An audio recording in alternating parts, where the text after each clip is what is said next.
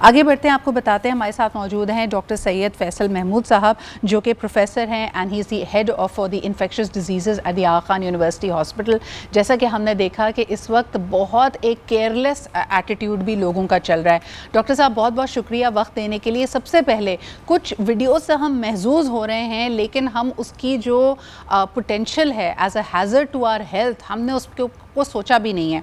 कराची में इस वक्त जो पानी आपको जमा होता हुआ नज़र आ रहा है, उसमें गटर का पानी भी मिक्स हो रहा है, उसमें गार्बेज भी मिक्स हो रहा है, और कई बच्चों को मैं उसमें खेलता हुआ देखती हूँ। ये कितना नुकसानदेह हो सकता है, इसका कितना बड़ा थ्रेट हो सकता है, प्लीज़ आप बताइए, and we should discourage it. बिल्कुल जी, सलाम बुलाने का शुक्रिया। बिल्कुल सही कह रहे हैं कि ये जो पानी में जब लोग जा रहे होते हैं, नहा रहे होते हैं, ये पानी बहुत ही गंदा है, आलूदा है। इसमें ना सिर्फ गटर का पानी होता है, मगर ऑल्सो जो ज़मीन पे गिरी हुई जो चीज़ें होती हैं वो भी इसमें शामिल है। इसमें जो बीमारियां हैं उसमें ऑब्वियसली जल्द की बीमारियां, अगर उस पर कोई कट लग जाए, चोट लग जाए, तो उसमें इन्फेक्शन होने के चांसेस बहुत ज़्यादा हैं।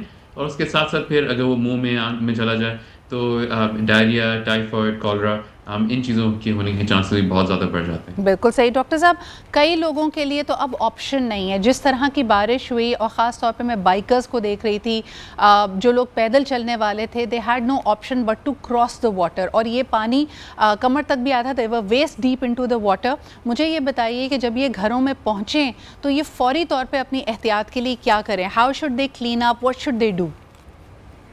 बिल्कुल, सो आइडियली ये बेहतर है कि अगर हो सके तो जैसे ही वो घर पहुँचे तो पहले तो अपने जो कपड़े थे उसको तब्दील कर लें और नहा लें अगर हो सके। बिकॉज़ जैसे कि आपको मालूम है, जैसे से ये पानी आता है तो बिजली और घर पे साफ़ पानी का भी थोड़ा-सा ये मसला शुरू हो जाता है। मगर सबसे बेहतर ये होता है कि आप फ़ौरन कपड़े चेंज कर लें, नहा लें। अगर आपको लगता है कि कहीं कट लगा है, चोट लगी है, तो उस पे थोड़ा-सा भी कोई भी आप जो क्रीम होती हैं, जो एंटीसेप्टिक वाली वो लगा लें, ताकि उस पे इन्फेक्शन ना हो। और सर, जी, क्या बिल्कुल, मगर दवाई भी कोई, यानी लोगों ने ये भी कहा कि अगर आम तौर पे कुछ ना भी हुआ है, बारिश में भीगे हैं, घर आते हैं तो ऐसा महसूस होता है सर भारी हो रहा है, जिस्म टूट रहा है, should they take a painkiller at that time? उनको गर्म चाय का इस्तेमाल करना चाहिए? क्या करें वो उस वक्त लोग?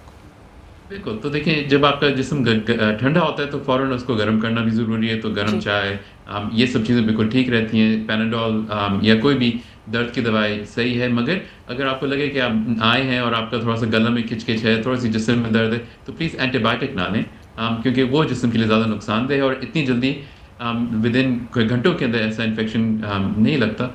हमेशा थोड़ा-सा इंतज़ार करें अगर आपको लगे, क्योंकि ज़्यादा एंटीबायोटिक भी ख़तरनाक है। बिल्कुल सही। अच्छा डॉक्टर साहब, एक और बड़ा अहम सवाल, कल हम सब ने एक वीडियो देखी जिसमें बहुत तकलीफ़ हुई, दिल खून के आंसू रोता है, कि एक बाइक पे एक खातून एक छोटे से बच्चे, एक इन्फेंट के साथ सवार थी, और वो बाइक यकीनन क्योंकि डिसबैलेंस हुई तो वो खातून बच्चे समेत पानी में गिर गई।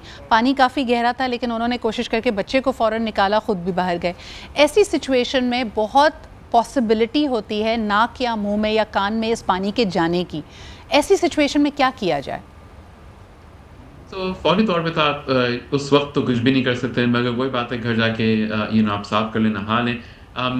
बचाव के लिए कोई ऐसी कोई दवाई नहीं है, मगर ये ज़रूर है कि फिर आप नज़र रखें अगले 3 से 4 दिन के अंदर, कि अगर तबीयत ख़राब हो, डायरिया हो, पेट ख़राब हो, निमोनिया होने के चांस होते हैं छोटे बच्चों के अंदर, क्योंकि ये जो है ये मुँह में नहीं मगर फेफड़ों में भी जा सकता है। तो फिर आप बर वक़्त अपने डॉक्टर से रुजू करें ताकि इसकी दवाई शुरू की जाए। बिल्कुल सही। इसके अलावा हम देख रहे हैं कि बहुत ज़्यादा मक्खियाँ, मच्छर, इस तरह के जो बग्स हैं अब वो फैलते चले जा रहे हैं। घरों में आपको परवाने, मकोड़े नज़र आ रहे हैं।